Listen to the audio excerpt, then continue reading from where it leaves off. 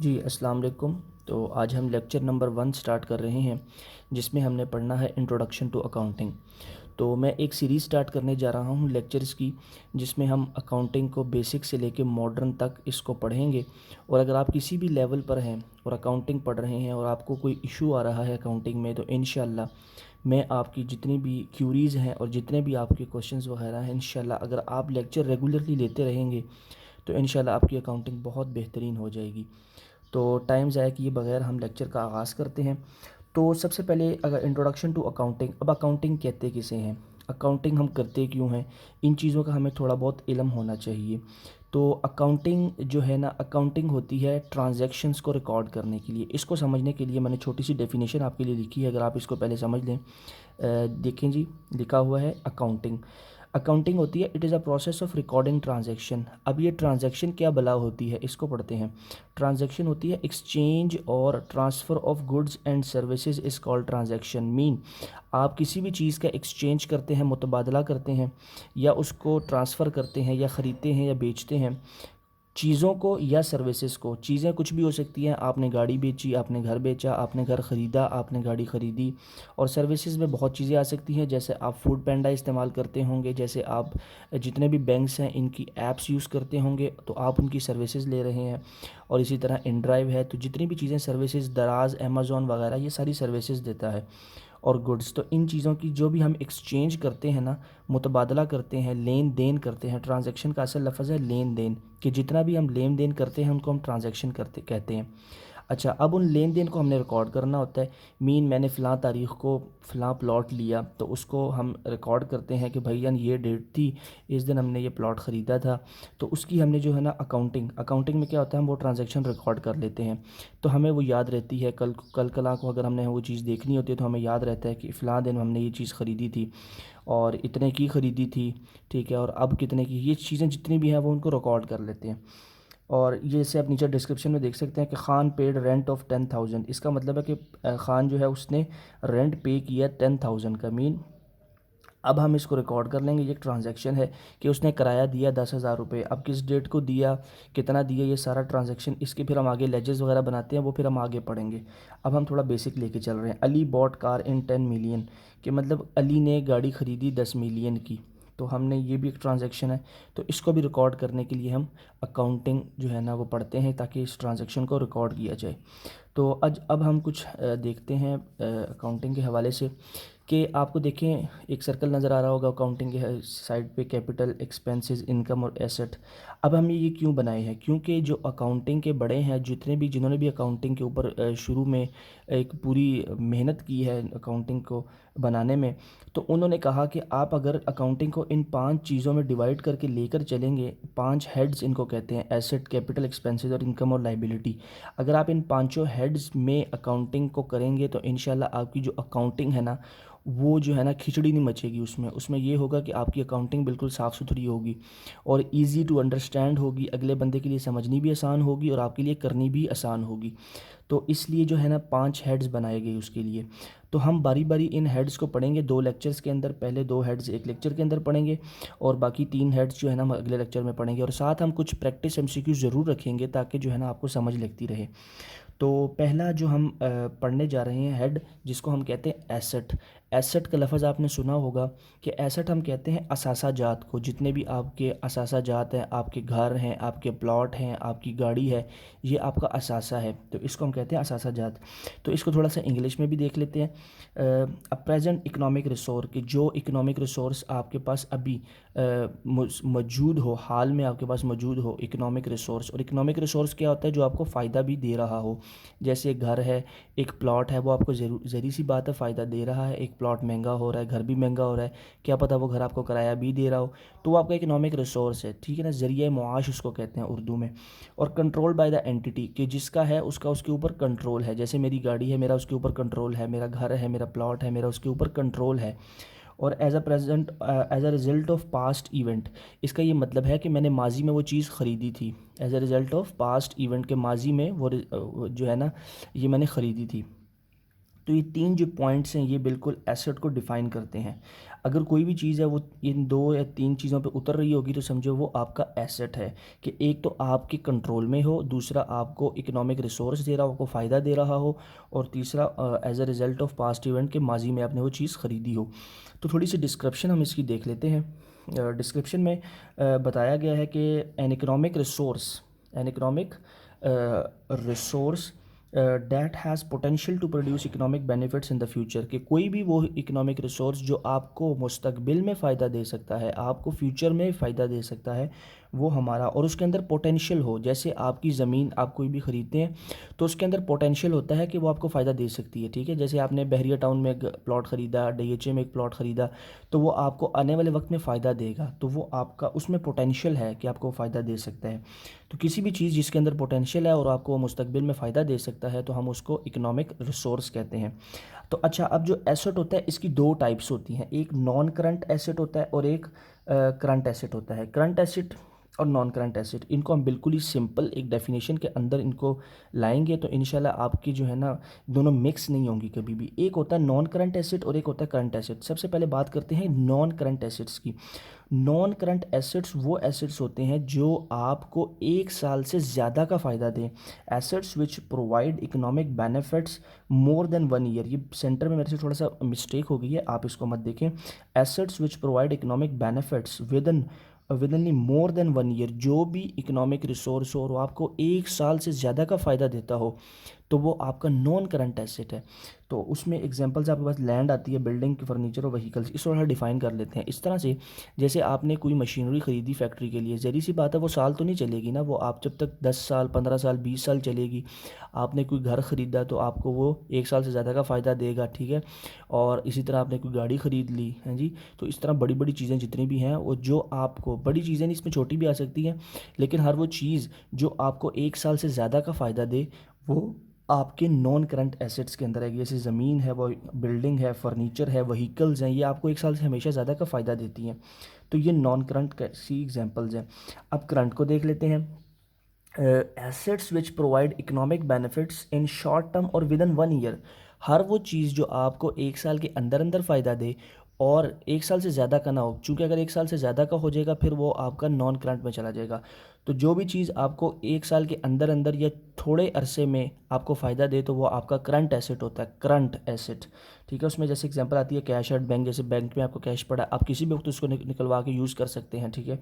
Cash in hand, आपके हाथ में पैसे हैं, आप उसको किसी वक्त भी यूज़ कर सकते हैं। और इन्वेंट्रीज़, इन्वेंट्रीज़ क्या भला है? इन्वेंट्रीज़ ये है कि जैसे आप कारोबार करते हैं बैट बेचने का, ठीक है, बैट बेचने का। अगर आपने पहले बैट बेचे एक महीने में 20 बैट और नेक्स्ट मंथ में वो बैट आपके पास 10 रह गए, तो जो आपके पास रह गए वो आपकी इन्वेंट्रीज़ होती हैं, ठीक है। जिस चीज़ का भी आप कारोबार कर रहे होते हैं उसको हम असल में इन्वेंट्रीज़ कहते हैं, जो भी चीज़ आप सेल आउट कर रहे होते हैं। तो ये थोड़ा सा बेसिक था, बस आपने ये याद रखना है कि नॉन करंट वो चीज़ है जो आपको एक साल से, ये नहीं कि नॉन करंट एक साल के अंदर फ़ायदा नहीं देगी, ठीक है, वो आपको एक साल के अंदर भी फ़ायदा देगी, लेकिन एक साल से ज़्यादा का फ़ायदा भी आपको देगी। लेकिन जो करंट एसेट है ये आपको कभी भी साल से ज़्यादा का फ़ायदा नहीं देगा, ठीक है ना। तो करंट आपको शॉर्ट टर्म में देगा और साल के अंदर अंदर देगा, नॉन करंट आपको एक साल से ज़्यादा का फ़ायदा देगा। तो ये थोड़ी सी इसके बारे में हमने इसको जो है ना सेंटर से डिफ्रेंशिएट कर लिया। इंशाल्लाह आपको ये इजीली अंडरस्टैंड कर लेंगे। तो अब हम जो है ना आगे एक और हेड को डिस्कस करते हैं। जैसा कि हमारे पास लाइबिलिटी आ गई है, हमने दूसरा हेड आपको पता था लाइबिलिटी पढ़ा था। लाइबिलिटी जो है ना इसको उर्दू में आप कह सकते हैं उधार। उधार, आपने किसी से भी उधार लिया या आप किसी को उधार दिया, तो उसके हवाले से जो है ना हम इसको डिस्कस कर लेते हैं उधार को, लाइबिलिटी को। तो इसकी डेफिनेशन ये बता रहा है कि a present obligation of the entity, ठीक है, आज खड़े होकर आपने अहद किया है और ज़िम्मेदारी कबूल की है, ज़िम्मेदारी कबूल की, इसका ये मतलब है कि मैं ये पैसे लौटाऊंगा, ठीक है, या ये पैसे अगर आपने किसी से दिए तो ये पैसे मैं लूँगा, ये आपने अहद कर लिया। To transfer an economic resource, कि मैं इस इकोनॉमिक रिसोर्स को जो आपसे आज ले रहा हूँ ये कल को वापस करूँगा, और जो दे रहा है वो कहेगा कि मैं लूँगा, ये अहद होता है। और as a result of past event के माजी में ये आपने जो है ना ये अमल किया हो। तो ये एक डेफिनेशन है कि आप उधार, सिंपल है, आप इसको उधार के लफ्ज़ में याद रखें उर्दू में। तो जैसे हमने एसेट की दो टाइप्स पढ़ी, करंट और नॉन करंट एसेट, इसी तरह अब लाइबिलिटी की भी दो टाइप्स होती हैं, करंट लाइबिलिटी और नॉन करंट लाइबिलिटी, ठीक है। तो जब भी करंट की बात आए आपके जेहन में जल्दी से क्लिक हो जाना चाहिए कि आपको विद इन द 1 ईयर आपको ये चीज़ फ़ायदा देगी। तो देखें, non current, current asset, current liability, short term loans. Short term loans मतलब आपने किसी से कर्जा लिया तो आपने उसको 1 साल के अंदर अंदर ही हमेशा पे करना होता है। इतने लंबे लंबे कर्जे कोई नहीं देता, कोई इतना अच्छा है नहीं, मतलब कोई नेक है नहीं इस दुनिया में जो आपको कि ये लो पैसे ले लो और 10 साल बाद देना, ऐसा कभी भी नहीं होता। लोन्स हमेशा शॉर्ट टर्म्स होते हैं। अब जो क्रेडिटर्स और पेएबल, क्रेडिटर्स और पेएबल ये क्या बुलाया, इसको नीचे एक्सप्लेन किया हुआ, लेकिन यहाँ भी बता देता हूँ। क्रेडिटर्स वो बंदा है जिसने कर्ज़ा दिया होता है, पेएबल जिसने दिया होता है, ठीक है। और इनकर्ड एक्सपेंसेस, आपके जितने भी एक्सपेंसेस दिन ब दिन हो रहे हैं, सैलरीज, रेंट, यूटिलिटी बिल्स वगैरह, ये आपके करंट एक लाइबिलिटी में आते हैं, ठीक है। कि मतलब ये विद इन द ईयर ये छोटे मोटे खर्चे आपके जो होते रहते हैं। और अब आगे आप पढ़ते हैं कि non current liability. Non current liability वो है लोन फ्रॉम बैंक। अगर आपने बैंक से लोन लिया है तो वो ज़्यादातर 1 साल से ज़्यादा का ही होता है, या 2 साल का होता है, या 3 साल का होता है, इसलिए वो नॉन करंट के अंदर आता है। अमाउंट पेएबल इन मोर देन 1 ईयर, कोई भी चीज़ आपने किसी से ली है और आपने उसको 1 साल के बाद तक पे करना है, मीन 2 साल में, 3 साल में, 4 साल में, 10 साल में आपने उसको वापस करना है। तो ज़हरी सी बात है, अब 1 साल से बात बढ़ गई है, ऊपर चली गई है, तो उसका मतलब है ये नॉन करंट लाइबिलिटी में आ जाएगा। तो ये लाइबिलिटी की दो टाइप्स थी, करंट लाइबिलिटी और नॉन करंट लाइबिलिटी। अच्छा, अब ये दो टर्म्स हैं, ये बहुत ज़्यादा यूज़ होती हैं अकाउंटिंग के अंदर, आपकी ये जो है ना बिल्कुल आपको पता होना चाहिए इसके बारे में। डेटर, अमाउंट रिसीवेबल, इन ये दो नाम है, इसको दोनों से पुकारा जाता है। कहीं पर डेटर लिखा होगा, कहीं के साथ अमाउंट रिसीवेबल लिखा होगा, इन दोनों का एक ही मतलब है। डेटर और अमाउंट रिसीवेबल का मतलब है मकरूज़, कि जिस बंदे ने कर्ज़ा लिया है, जिस बंदे ने कर्ज़ा लिया है वो मकरूज़ है, और उसको हम कहते हैं डेटर या अमाउंट रिसीवेबल, जिसने उधार लिया है। मैंने उर्दू में इसलिए लिख दिया ताकि आपको जो है ना, अगर आपको समझ ज़्यादा अच्छी बेहतर आ जाए। डेटर और अमाउंट रिसीवेबल कौन होता है, जिसने कर्ज़ा लिया होता है।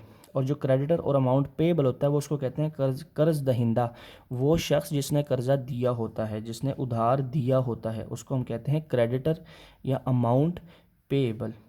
तो आज हमने दो हेड्स को डिस्कस किया है, एसेट को और लाइबिलिटी को। तो अब हम थोड़े से एमसीक्यूज़ इसके बारे से साथ साथ करते हैं ताकि हमें पता चले कि भाईजान कितनी हमें समझ लगी है। तो थोड़े से एमसीक्यूज़ इसके डिस्कस कर लेते हैं, प्रैक्टिस एमसीक्यूज़। तो प्रेमिसेस की बात कर लेते हैं। सबसे पहले प्रेमिसेस, तो पता है आपको कि प्रेमिसेस जो होते हैं ये अहाते होते हैं, मीन जो भी आपने ज़मीनें वगैरह ख़रीदी होती हैं उनको हम अहाते कहते हैं। तो भाईजान ये जो ज़मीनें मैंने को बताया था कि ये आपको 1 साल से ज़्यादा का फ़ायदा देती है, तो इसके साथ हम क्या लिखेंगे, नॉन करंट एसेट, ठीक है जी। ये आपका असासा है और ये आपको 1 साल से ज़्यादा का फ़ायदा दोगा, तो मैंने लिख दिया नॉन करंट एसेट। और कैश इन हैंड, जो पैसे आपके हाथ में हैं, तो वो क्या होता है, वो आपका करंट एसेट होता है, आप उसको किसी वक्त भी इस्तेमाल कर सकते हैं, तो इसके सामने हमने लिख दिया करंट एसेट, ठीक है। अब मशीनरी है, जब आपने फैक्ट्री लगाई, आपने मशीनरी ख़रीदी, तो क्या 1 साल बाद आप मशीनरी को बंद करके बाहर फेंक देंगे, कभी भी नहीं। मशीनरी जो है ना उसकी थोड़ी बहुत मेंटेनेंस चलती रहती है, उसको हम एक्सपेंसेस में फिर काउंट करते हैं, लेकिन जो आपको ये 1 साल से ज़्यादा का फ़ायदा देती है तो इसको हम कहते हैं नॉन करंट एसेट, ठीक है जी। तो जो मशीनरी है ये भी नॉन करंट एसेट के अंदर आ जाएगी, ठीक हो गया। और आगे हमारे पास है लोन फ्रॉम फ्रेंड। अगर आपने किसी दोस्त से पैसे लिए हैं तो ज़हरी सी बात है आपने 1 साल के अंदर अंदर ही पे करना है। जैसे मैंने बताया था, कोई भी शख्स इस दुनिया में इतना अमीर नहीं है कि वो आपको ये कहे कि यार ये पैसे ले लो उधार में और 10 साल बाद वापस करना, ठीक है ना। तो ये आती है करंट लाइबिलिटी के अंदर, ठीक है जी। करंट लाइबिलिटी, करंट लाइबिलिटी के अंदर आती है। और लैंड और बिल्डिंग्स मैंने बताया था कि ये non current asset, non current है, नॉन करंट एसेट हैं, ठीक है जी। ये आपको 1 साल से ज़्यादा का फ़ायदा देंगी। बिल्डिंग्स हैं भाई, आपका इसके ऊपर कब्ज़ा है, आपका कंट्रोल है। डिलीवरी ट्रक्स हैं, जरी सी बात है, आपके डिलीवरी ट्रक्स हैं, तो क्या आपने अगर एक दफ़ा ख़रीद लिए तो क्या 1 साल बाद उसको फेंक देंगे, हैं नहीं ना। तो इसलिए ये आपका नॉन करंट एसेट है। ये करंट, ये ट्रक्स भी आपके डिलीवरी ट्रक्स जो भी आपका अगर कोई बिज़नेस है तो ये नॉन करंट एसेट में आ जाएगा। अकाउंट रिसीवेबल्स, वो पैसे जो आपने लेने हैं, मतलब वो पैसे जो आपने रिसीव करने हैं, ठीक है। अगर आपने किसी को कर्ज़ा दिया हुआ है तो वो ये आपका करंट एसेट होता है। करंट एसेट वही ना कि अगर आपने किसी को कर्ज़ा दिया तो आपने 10 साल के लिए नहीं दिया, आपने 1 साल के अंदर अंदर उसे ले लेना वापस, तो ये आपका करंट एसेट है, ठीक है। और अकाउंट पेएबल, जो पैसे आपने किसी को देने हैं, ठीक है ना, वो भी आपने 1 साल के बाद नहीं देने, तो ये भी जो है ना करंट लाइबिलिटी कहलाएगी, क्योंकि आपने उधार लिया हुआ है, ठीक है ना। तो करंट लाइबिलिटी आपने 1 साल के अंदर अंदर उसको लौटाना है। रेंट और वेजेस, अच्छा रेंट क्या होता है, जो कहीं आप रह रहे हैं तो उसका रेंट दे रहे हैं। वेजेस हम कहते हैं दिहाड़ी को, जो भी आपके मज़दूर काम कर रहे हैं उसको हम जो दिहाड़ी देते हैं। तो ये आपके जो है ना करंट करंट लाइबिलिटीज़ के अंदर आएगा, ठीक है ना। ये आपके एक्सपेंसेस हो रहे हैं, ठीक है ना, जो आपने 1 साल के मतलब अंदर अंदर पे करने थे। जैसे माहाना हम दिहाड़ी देते हैं ना, तो ये करंट लाइबिलिटी होती है आपकी। इसको आप लाइबिलिटी के अंदर ना लिखें, ये गलत हो जाएगा, इसको एक्सपेंसेस में लिख लें। मतलब इसको ये इसमें एसेट या लाइबिलिटी में नहीं रहती, ये एक्सपेंसेस होते हैं हमारे। तो आप इसको ना एक्सपेंसेस में कर लें, क्योंकि रेंट और वेजेस ये आपके ख़र्चे हैं ना, ख़र्चे। तो ख़र्चे जितने भी होते हैं ये आपके एक्सपेंसेस होते हैं छोटे मोटे। और उसके बाद फिक्सचर्स और फिटिंग्स है। फिक्सचर्स और फिटिंग ये भी आपके घर के अंदर जो छोटी मोटी चीज़ें लगी होती हैं, जितनी भी मतलब टेबल वगैरह और ये लाइट्स वगैरह, तो इसको हम जो सारा कुछ फिक्सचर और फिटिंग्स कहते हैं। तो ज़री सी बात है, ये भी आपका एसेट होता है, ठीक है ना। इसके ऊपर आपका कंट्रोल होता है। और कौन सा एसेट होता है, ये आपका नॉन करंट एसेट होता है, ठीक है। और बैंक ओवरड्राफ्ट, अच्छा इस चीज़ को समझते हैं कि बैंक ओवरड्राफ्ट होता क्या है। असल में बैंक ओवरड्राफ्ट ये होता है कि अगर एक बैंक है और आपने उसके अंदर 10 रुपये रखवाए, ठीक है ना, 10 रुपये रखवाए, लेकिन आपने जब ट्रांजैक्शन के वक्त आपके पास कभी ऐसा कभी मौका आया कि आपके पास ट्रांजैक्शन करनी थी, लेकिन आपने 1012 रुपये की ट्रांजैक्शन करनी थी। जब आप 12 रुपये की ट्रांजैक्शन करेंगे तो वो बैंक आपको अलाउ कर देगा, लेकिन आपने जो 2 रुपये की ट्रांजैक्शन ज़्यादा की है वो कहाँ से आए, वो बैंक ने आपको दी है। तो इसका मतलब है कि जो बैंक आपको 2 रुपये ऊपर देगा वो आपका कर्जा होगा, मीन वो आप पे कर्ज चढ़ जाएगा, ठीक है ना। तो वो आपकी करंट लाइबिलिटी हो जाएगी, ठीक है ना। करंट लाइबिलिटी आपकी वो हो जाएगी, करंट लाइबिलिटी, ठीक हो गया। और कंप्यूटर्स, ठीक है, कंप्यूटर क्या, अगर आपका कोई सॉफ्टवेयर हाउस है, अगर घर में कंप्यूटर लगा है तो क्या आप उसको 5-6 माह या 1 साल चला के बाहर फेंक देते हैं? नहीं, कभी भी नहीं। तो वो आपका नॉन करंट एसेट होता है, नॉन करंट एसेट होता है। अब आपने ये लेक्चर ले लिया ना, तो आप डिफरेंट चीज़ों को आसपास अपनी देखें और उसको सोचें कि उसमें करंट लाइबिलिटी में क्या चीज़ आ सकती है, नॉन करंट में क्या आ सकती है, करंट एसेट में क्या आ सकता है। तो मेरी पूरी कोशिश होगी कि मैं हर लेक्चर के साथ थोड़े से एमसीक्यूज़ डिस्कस किया करूँ, ताकि जाके ना आपके कॉन्सेप्ट्स वगैरह ना बिल्कुल जो पढ़ाया है वो स्ट्रॉन्ग रहें साथ साथ। तो आपने इसकी प्रैक्टिस ज़रूर करनी है, इसको बुक से पढ़ लेना है। आप जिस भी बुक से पढ़ रहे हैं उसको ज़रूर वहाँ से पढ़ लेना है, इंशाल्लाह आपका ये कॉन्सेप्ट बिल्कुल क्लियर हो जाएगा।